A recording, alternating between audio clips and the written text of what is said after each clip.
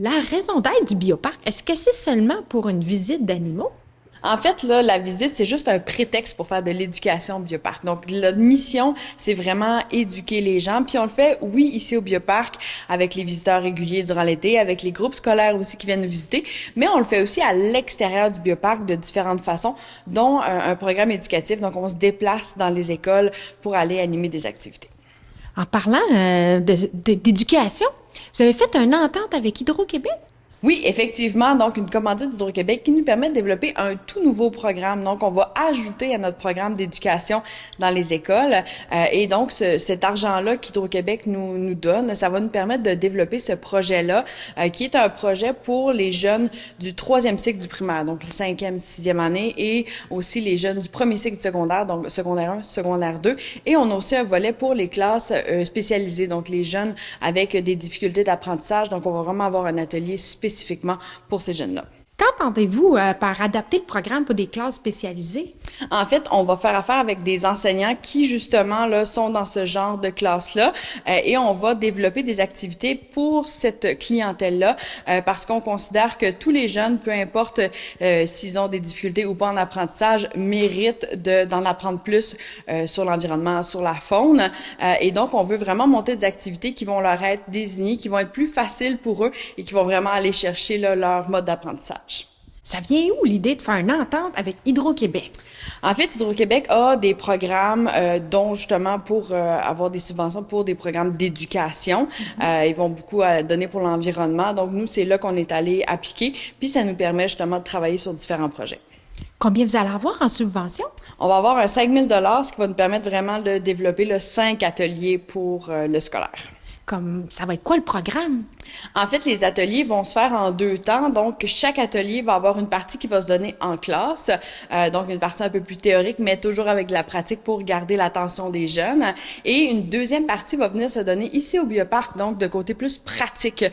Par exemple, on a une activité qui va se donner sur l'entomologie, donc les insectes. Donc, les jeunes vont apprendre justement à savoir c'est quoi un insecte, comment identifier les différents insectes. Ça va se faire en classe. Et une fois ici au bioparc, ben, les jeunes vont apprendre à épingler des insectes. Donc, ce qu'on fait pour justement mettre des insectes dans les cadres pour des collections, mais surtout pour l'étude des insectes et pour monter des collections là, qui nous permettent après ça d'étudier les insectes à plus long terme. Quand vous vous déplacez dans les classes, apportez-vous des insectes? Ça dépend vraiment des activités qu'on offre, mais pour ce genre d'activité-là, effectivement, où on parle des insectes, on va amener des insectes vivants, on peut amener toutes sortes d'animaux du bioparc, on peut amener des mammifères, on peut amener des insectes, des amphibiens, des reptiles. Puis ça va toujours amener un plus là, dans les classes quand on a du vivant, là, c'est toujours un winner. Avez-vous des petites casiers spécifiques pour transporter les insectes? Oui, effectivement. Donc, question qu'ils restent avec nous et qu'ils se sauvent pas dans leur environnement ou dans la classe. On a des petits bacs de transport qui nous permettent de mettre nos insectes et donc d'aller dans les classes avec eux ensuite. La mission nature, là, vous voulez cibler les écoles de quel secteur? En fait, là, nous, avec toutes nos activités scolaires, on mise sur tout ce qui est la Gaspésie, mais aussi nord du Nouveau-Brunswick, même jusqu'à dans le Bas-Saint-Laurent. En fait, ça dépend des écoles parce que nos activités sont montées sur le plan scolaire.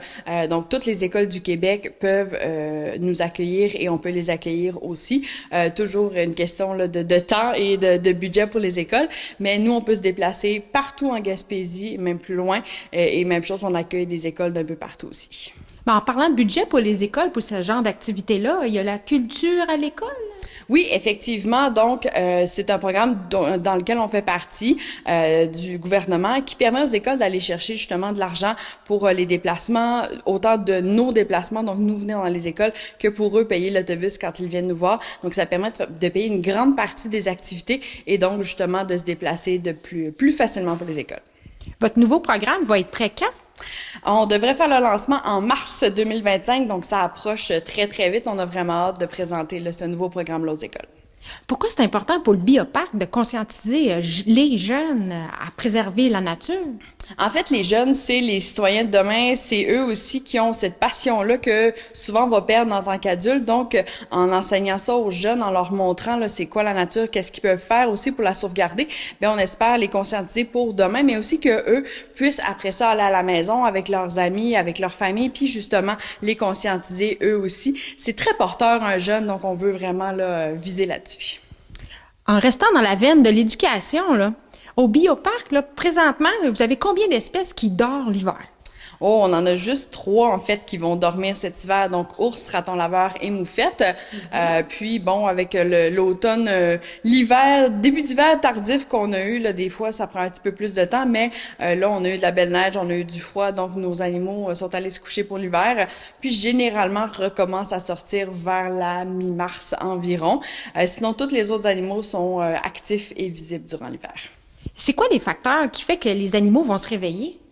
En fait, ça dépend vraiment de chaque espèce, mais c'est souvent une question de température.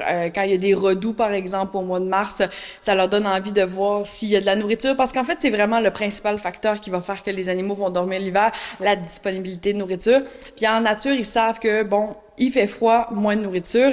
Fait quand ils commencent à avoir un redoux, ils disent « Oh, c'est le printemps, je vais sortir des fois qu'il y aura à manger. » Quand il y en a pas, ils vont tout simplement retourner se coucher puis sortir un peu plus tard.